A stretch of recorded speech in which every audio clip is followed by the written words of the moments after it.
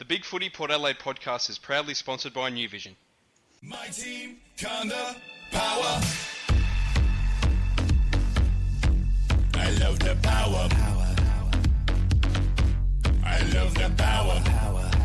Hi everyone, I am Macca19 and this is the Big Footy Port Adelaide podcast, a show about all things Port Adelaide Footy Club. We've got Philreich Rick as co-host as always. How are you, mate? Oh, Macca, I'm fantastic. That's the way. Got bumped for you once again. I've got thick skin. That's all right. Oh, didn't. No loving by the Adelaide faithful, and they should be all over me. I went out and bought a fully signed Adelaide football for $85 yesterday. What a bargain! That's right. I'm surprised they want me on their podcast, considering a couple of the things I've said, but that's all right. It'll be fun. And look, we've got a guest, a first timer on the podcast this evening. We're speaking with Philreich. G'day boys, how you doing? Good. Welcome aboard. Thank you very much. Nice to talk to you. That's the way. Look, first things first. How did you become a Port supporter, mate? Okay, well, my family and I moved from Carnarvon in WA in 1977, and so I was 12 years old when I got here, so I really had no inkling of SA footy, and that probably remained the case until late 78. I remember my first memory of the SANFL was the 1978 grand final between Sturt and Norwood. I remember Sturt went into the game as raging favourites and kicked 14-26 to lose the grand final by a point.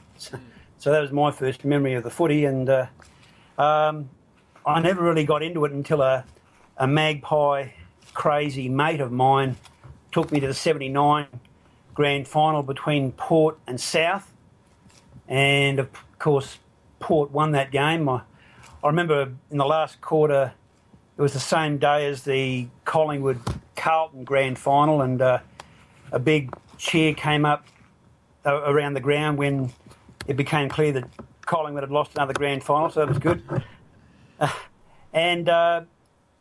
So Port became my team. I became hooked instantly, and kept following them throughout the 80s, and then of course in the 90s the Crows came in, and I went to a couple of their games early, mainly because of the novelty of South Australia having a team in the AFL. Yep.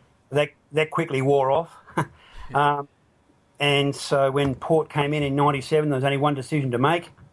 And so I became a Foundation Power member, and of course I've been following them ever since. Fantastic. Well, Rick, I think you want to talk a bit more about the Guernsey. We had a bit of a discussion about the Teal Guernsey last week. What do you have to say about it this week? I want to talk about it, or you want to talk about it? I want to talk about it. I reckon you want to bag me about it because of my positioning on it. I still like the Teal Guernsey. You guys have swung me over with the white Guernsey. I do get it, but I actually like the teal though with the white shorts. I thought it had more balance in its visual appearance compared to the black shorts, Macca. Yeah, I don't know. I think I preferred it still with the black. I think the black stripe on the sides of the Guernsey, I think it matches well with the black shorts. When I first saw it with the white shorts, I was like, oh, this looks too wishy-washy, but it did grow on me more as the game wore on, and I guess it wasn't too bad in the end. But look, I love the white Guernsey. That's probably my favourite Guernsey of the three, even better than the black one as well. So I'm all for keeping the white Guernsey as the away Guernsey. I think when I think of sporting teams, I always think of white as the dominant colour, as more of a weak and meek colour when it comes to sporting teams. And there doesn't really seem to be much success surrounding teams that are wearing fully white uniforms. And Real Madrid. I'll leave it. Who? Real Madrid. What about them? They've got a white Guernsey. They're the best soccer club in the world. For their home team? For their home Guernsey? I believe so. Or their away? Oh, I don't know, I but don't know. they still wear an all-white guernsey. So you've got one team out of 20,000 sporting teams around the globe. I'm sure there's others. That's done all right. But there's like, put it this way, there's not much, it's more of a minority colour for success when it comes to sporting teams, in my opinion. So that's why I don't really like it. And I think the teal's got a bit of a nice underline to it. They've got a bit of a silver sheen to it, and I don't mind it. I like it.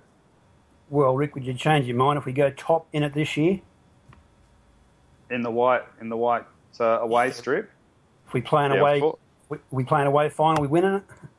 Would they make us wear the white guernsey if we made the grand final? Depends who we play. I guess if we got Sydney, I reckon again, maybe we'll get the prison bars. Oh, that would be an interesting one. Well, they try to award both teams with the home Guernsey, don't they? Yeah. When it comes to the grand final, I guess if it's a ridiculous clash, someone has to give in. And yeah, look, I guess it's a good position to be in to have 2 or 3 tops. I don't hate the white Guernsey, and I'm with you, Macca. I do like it, but I do have a propensity to lean towards the teal. I do like the teal for some reason. I guess that's what makes us individuals great, isn't it? We have different opinions, even though mine's more right than yours. Okay. Well, look, let's talk about the game on the weekend. It was the second NAB Challenge game at Lavington on Saturday afternoon. It was a bit of a tough game for Port supporters. A full-strength Richmond won pretty convincingly by 66 points against pretty much our reserve side. What did we think of the game, boys? Well, guys, I'm a little bit disappointed that you got me on the podcast when our finals hopes are now dead. The good news is, though, that Richmond's now premiership favourites. It is.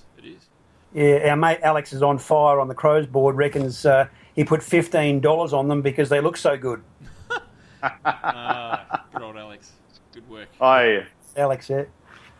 Yeah, I don't know. The only saving grace for me with that game was the fact that we had Australia playing the World Cup game and the Formula One as well. So there were patches where I was struggling to watch it, so I was able to flick quickly just to give myself a bit of a reprieve before I went back to the game. Yeah.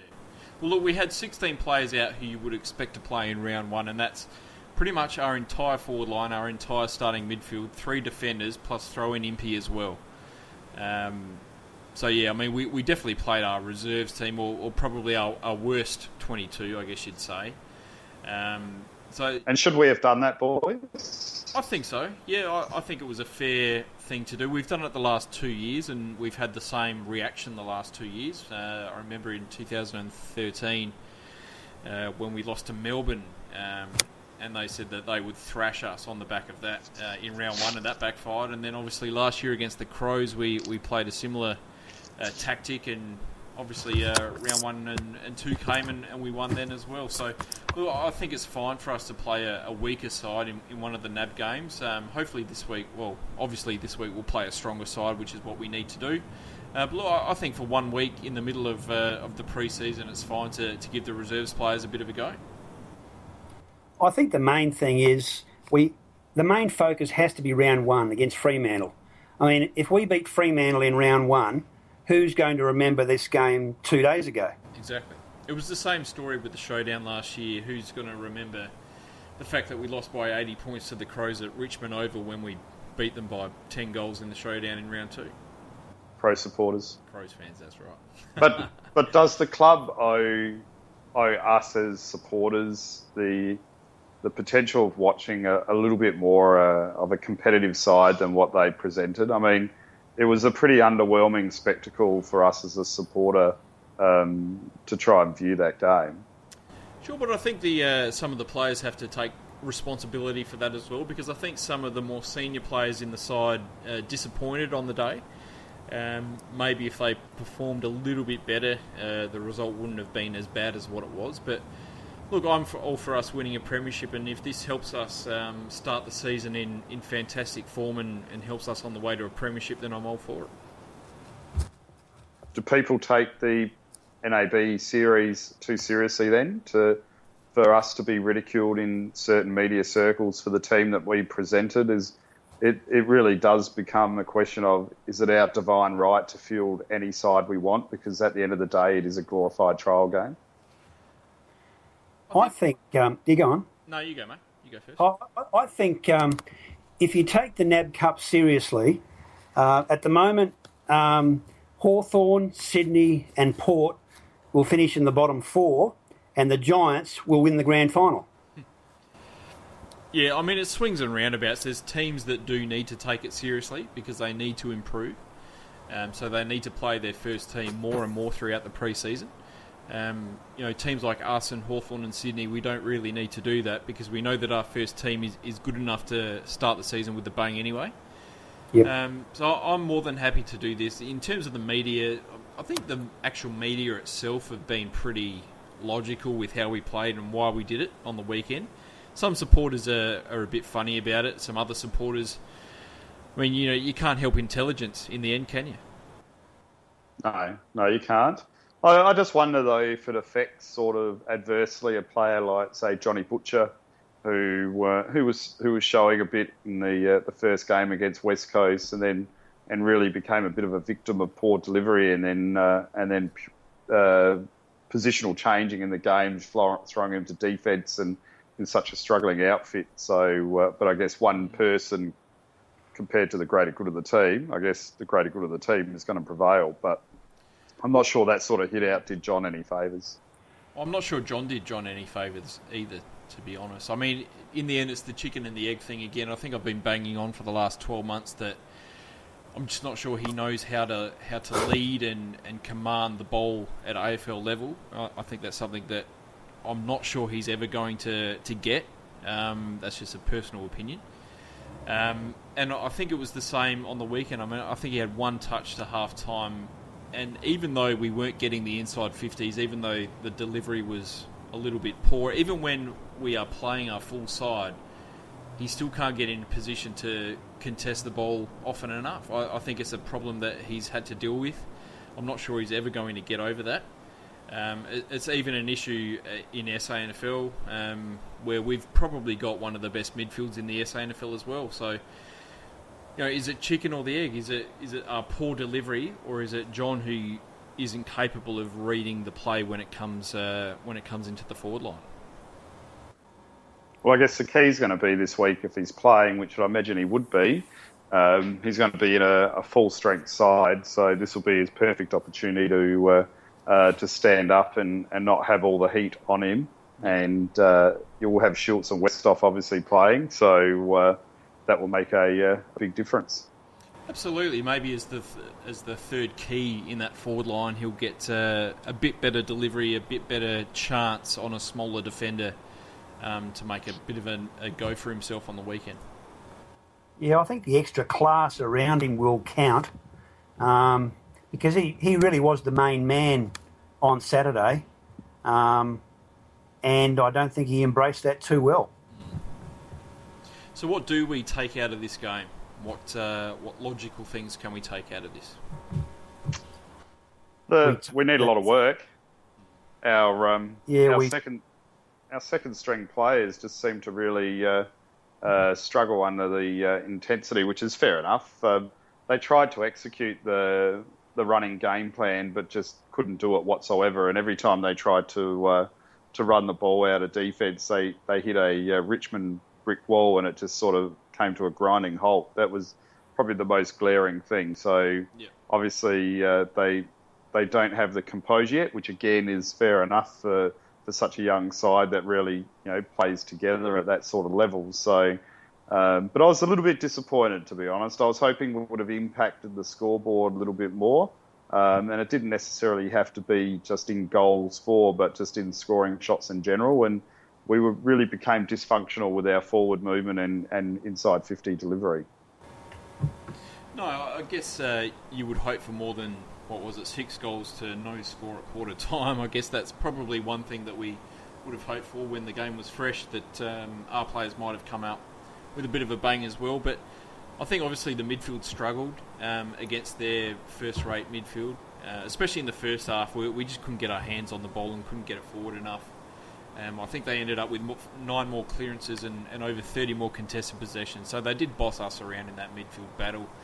Our forward line was nowhere to be seen. I think we had 35% efficiency from the inside 50, so that was quite poor.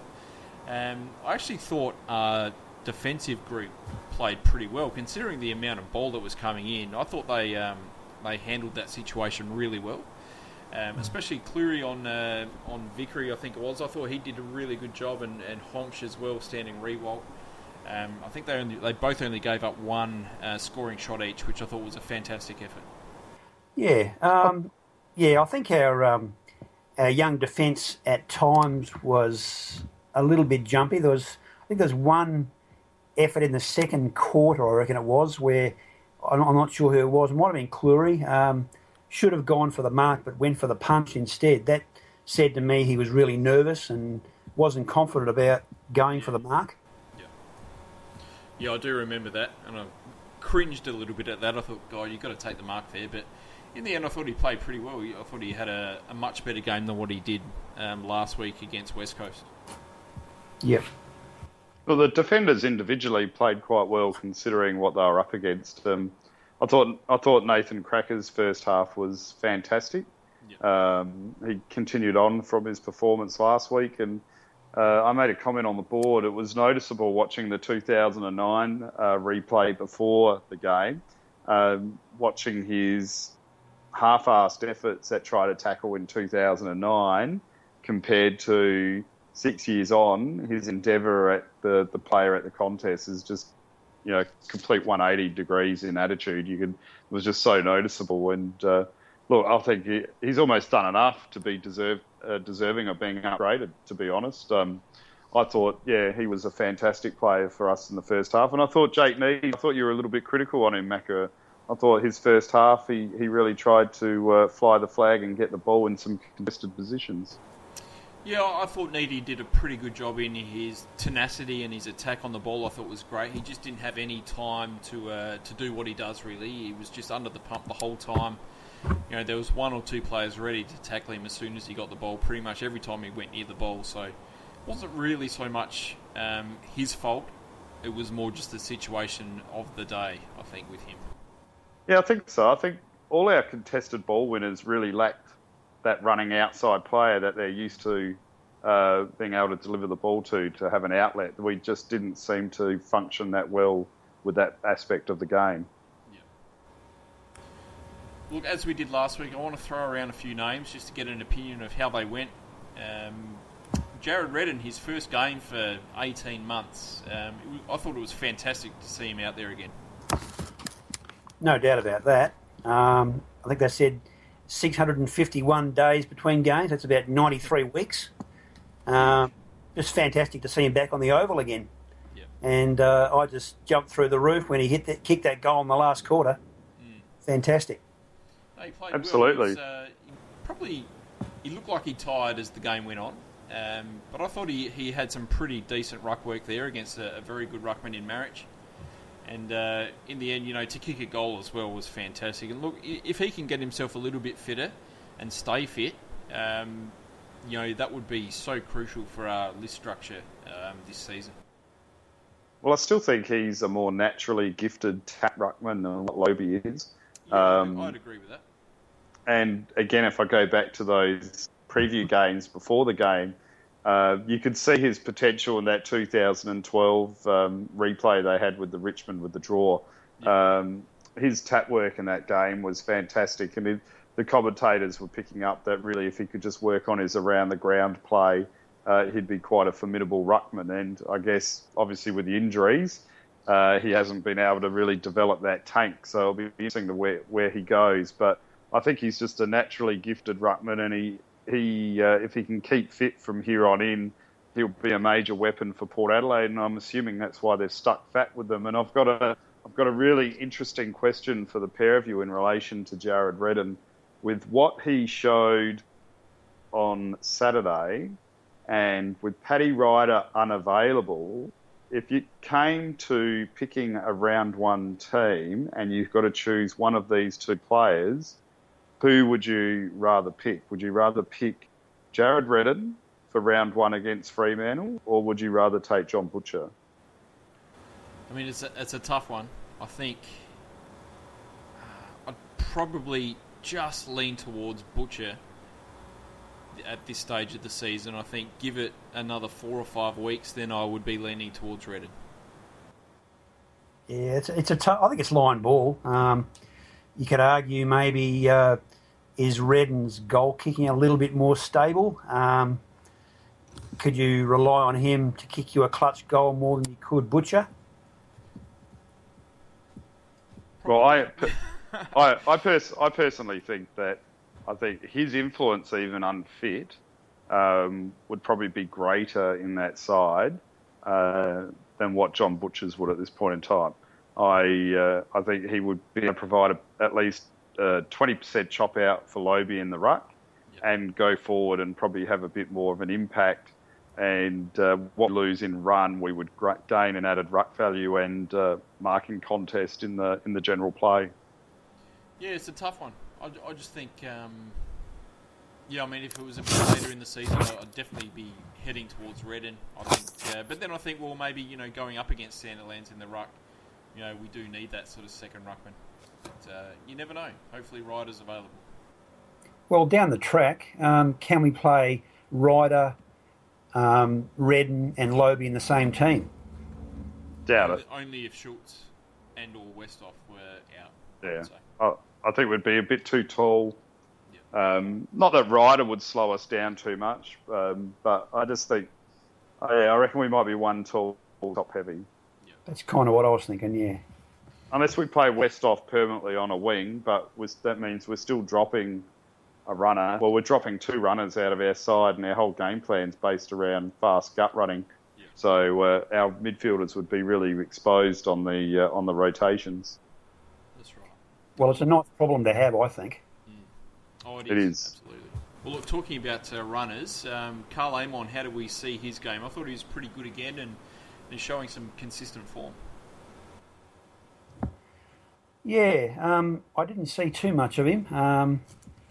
I'd want to see a little bit more of him before I judge, on him. I guess, I don't know, he's probably a little bit like Archie at the moment, where he's maybe just not getting enough ball, but obviously he's not as developed in the system as Archie. So I like what he does with the ball, and I like his positioning.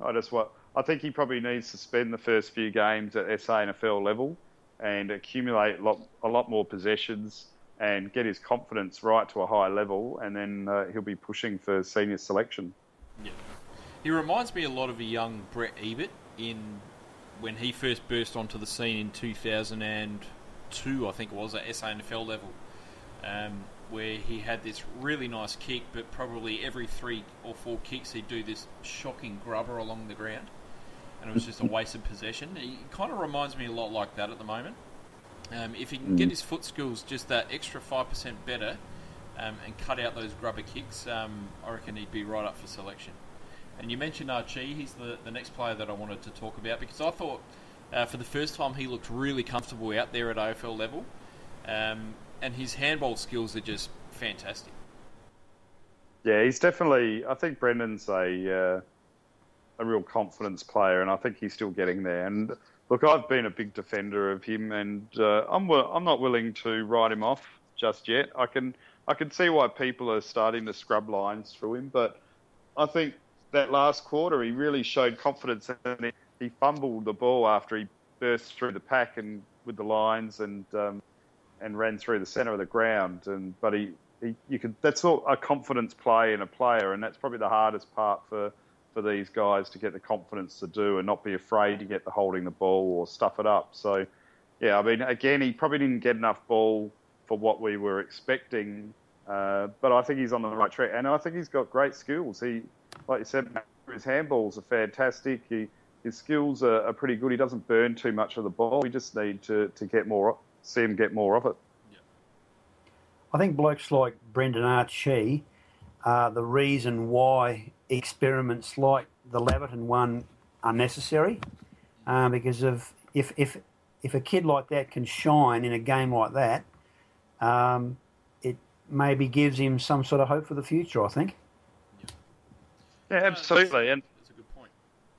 And I think he's probably going to be one of the victims with all the players coming back, where he might lose that spot for this week's game, and he's probably one of those players, along with Butch, that probably needs to play this next game, get that 3 games at that level to really try and get some confidence and belief in themselves. My point exactly, yeah. Next player, Wags the Dog, Johan Wagner, the recruit. How do we see his game? Good in patches. Obviously, I think he got a bit of stage fright at times. Did a couple of nice things. I would have loved to have seen him jag that goal. Yeah, that would have been nice. He had a couple of opportunities where I think it was his teammates which let him down. He sort of ran forward of the play, got some really good space. All that had to happen was for the disposal to get to him, and it didn't quite get to him. He probably could have ended up with 2 or 3 goals on the day. Just didn't work out that way for him. But yeah, he was good in bursts, and then went missing for large periods of the game. I thought he had a really good period in the first quarter where he laid 3 really hard tackles and won himself a free kick. And as you said, it would have been great for him to slot that goal. Who he reminds me of at the moment, in his playing ability and his speed, is Wade Thompson. Hopefully he can continue on to have a more successful career than what Wade did, but he's got that burst speed about him, which is really eye-catching, and you think, wow, he could really make an impact here. And but it's just about, can he get enough ball? Wade struggled to get ball even at SANFL level, let alone AFL level, and I think that's going to be Wagner's dilemma. Yeah, he's got the goods, and he looks like he could have the package, but has he got it enough to put it all together to get enough ball and the skills to do it? That's all. How old is he? 24, I think. Yeah, so he's if he's going to make it at the highest level, he's probably running out of time. Yeah, he'd want to impress this year with the Magpies, and I think he will. I think he's got the talent to make a name for himself at SANFL level. Whether that can go up another notch and he can do something at AFL level, I'm not too sure, but you never know. We'll see what happens there. But geez, he's fast. He's really quick.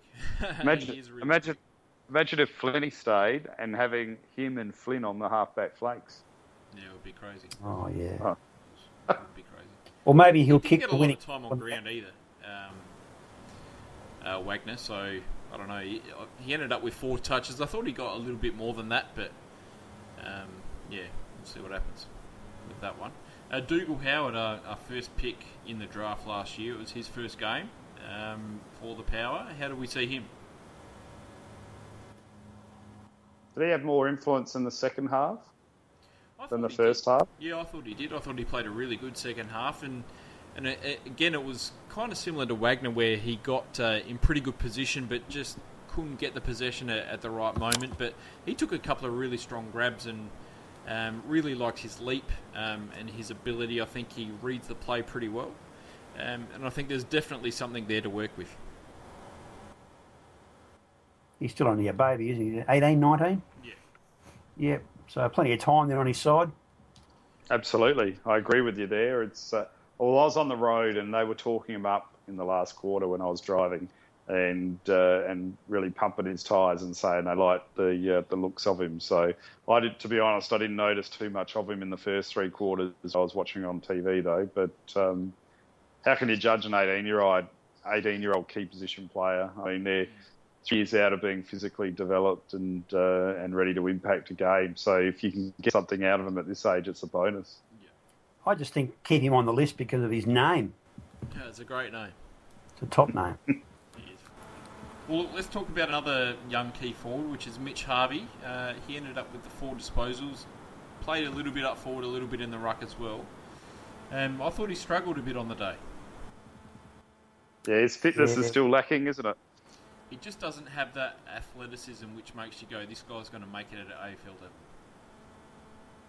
It's a shame because he's a bit of a monster, isn't he? If he could make it, he's got the size. He's got the size, he's got the body, and his skills are great. He can take a good mark. If you can't run and if you're pretty slow, there's not many really, really slow key forwards going around anymore. So yeah, I'm just not too sure. I think they'll give him a few more years to develop, to see if they can get his tank up, see if they can find a bit more sort of explosive pace out of him. But at the moment, he's looking up against it. When I hear his name, I just think of Mission. Yes, me too. Yeah, absolutely. And look, the last player that I want to talk about is Jesse Palmer, another first-year recruit. He looked a little bit slow out there as well. He got 6 touches. I liked what he did when he got the ball, but lack of pace seems to be a bit of an issue for him. Yeah, he. How old is he though? He's only 18 as well, isn't he? 18, yeah. But he's a solidly built player, and he didn't seem to flinch in the contest. Probably won't play this week against the Crows, I wouldn't think. Well, what do we want to see against the Crows? Well, A full-strength side. Yep. Yeah, I don't really care if we win or not. Obviously, it'd be nice. It'll get the Crows fans all excited about the year ahead. What I'm hoping for is that Travis Boak can practice roaming around the ground untagged this week against the Crows, because that's what he's going to get in 2 weeks' time against Fremantle. I think Boak would be rather pleased that Crowley's not going to play. Yeah, it was probably a good thing for us. But in the end, I think Boakey's pretty much torn him a new one the last couple of times he's faced him. So, I don't know, maybe they might put someone else on him like Lockie Neal, and he might get a bit of a harder go. You never know. But then that frees somebody else up. It does. But yeah, I guess I'm just looking to see our key midfielders really have a big game this week.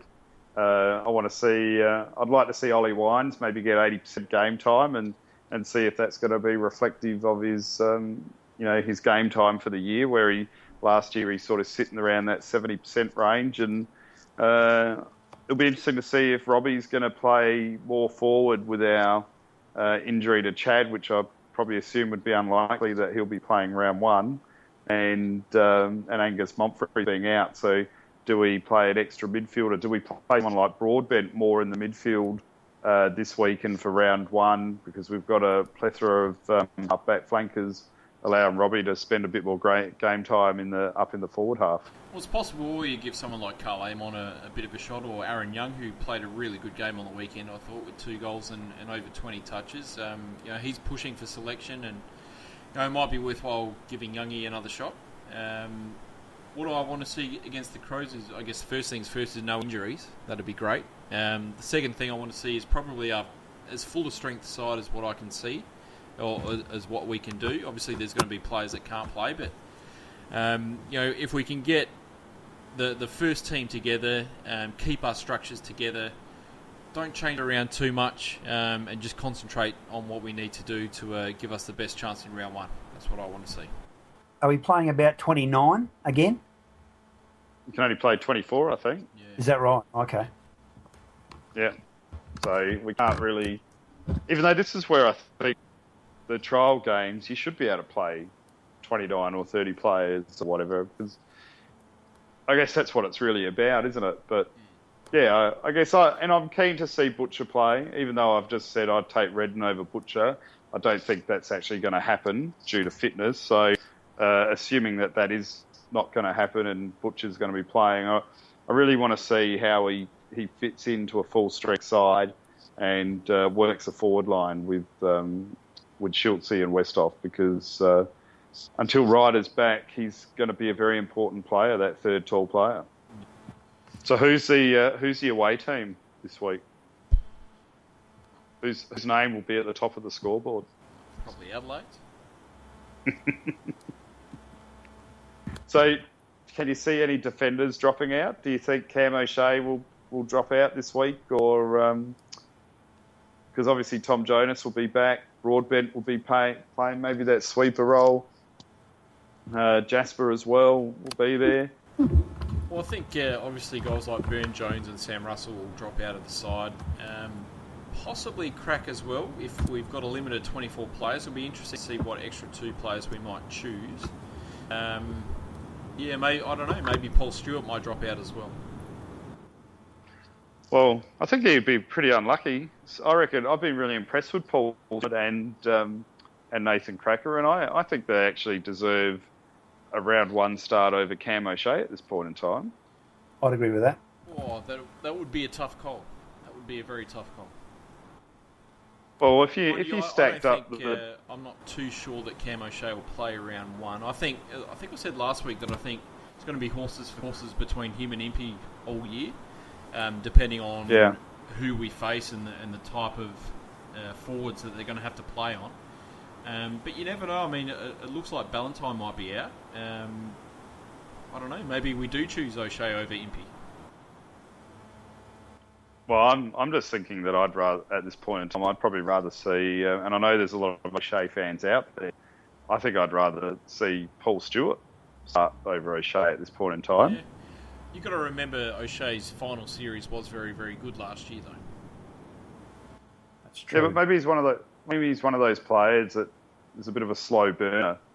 Takes him a little while to get his fitness going and get into it. It's not like I'm saying I don't think he should play round one and never play again. I guess I'm just saying based on form, I think that Paul Stewart's pre-season has been a lot more serviceable than Cam O'Shea's, and just on form only, I would suggest that maybe Stewart starts. And let's face it, Paul Stewart does seem to have a history of having a bit of a run and then he seems to drop off. So I don't think he would probably command his spot for the full season. It hasn't so far in his career, so I don't think Cam would be without opportunity early on in the first couple of games. That's fair enough. Well, Rick, what do you think of the sentiment on the forum over the last couple of days about maybe Pittard being dropped? Who's the idiot that's saying that? You guys on there, there's a bit of Pittard hate there. Oh, that's just outrageous. I mean, obviously those people are just delusional and smoking some weird crack that bloody Ben Cousins chasing the Army reserves for or something. I mean, it's just absolutely ridiculous. I mean, even Macca has converted and can see Pittard's value to the side now. And I thought he had a pretty good game on Saturday. He tried to provide a lot of run and carry, and I think there has to be an audit into the turf out there because there's no way that Jasper would slip over like that without something going wrong with the grass. It's just... that was just outrageous. Ball straight to an opponent. It was perfect Pittard. But then he got a free... But then he got brutalised and got the free kick for the high tackle. That was his plan the whole time. Suck in a free kick and give his teammates an opportunity to run forward into the inside 50 so he could make a nice pass. But seriously, I thought he had a reasonable game. I think he's been playing... Good half footy again. I think all pre-season he's been probably in second gear. I don't think he's really cranked it up into... He's been playing pre-season mode. That's how I've seen his pre-season so far. And look, I mean, people can not like him for some of the stuff that he does, and that's fine. I mean, there's always got to be a bit of a fall guy in our team. It doesn't matter what year it is. It's always the case. But I find it highly unlikely if Ken Hinkley wasn't going to pick him. Well, all that matters is Ken loves him. That's exactly right. And whatever the fans think, Ken's going to keep picking him. Well, at the end of the day, I mean, I was talking to a former AFL player a few weeks ago, and basically his opinion was, well, if the coach doesn't want to pick you, you're not getting in the team. And it's the same thing. If the coach loves you, you're going to get picked in the team. And he probably is that bipolar player that divides and people, but he does bring a lot to the side, and he brings a lot of run and carry, a bit like Jared Pollock that we talk about. I thought he really tried to show a lot of run and carry on Saturday, and not everything came off. But you need in modern football, you need those line-breaking players. They're just a fundamental to the game. When he has the class around him when the season starts, I'm really excited about what to expect from Pollock this year. I think he's going to be sensational. What about that cheeky little standing next to Archie in the pocket, come on, kick me the ball on his wrong side? I think Brennan should have stood up to him there and gone, piss off, mate, I'm having a shot for goal here, buddy. He could have. All right, lads. We might leave there for now. Phil, Good work. Phil, thanks for coming on. No worries. Thanks for having me, guys. Easy. Yeah, thanks, Phil. And Thank you. no more pit art hate, mate. Otherwise, you're not welcome back on this Hey, program I'm on, ever mate. again. Just That's it.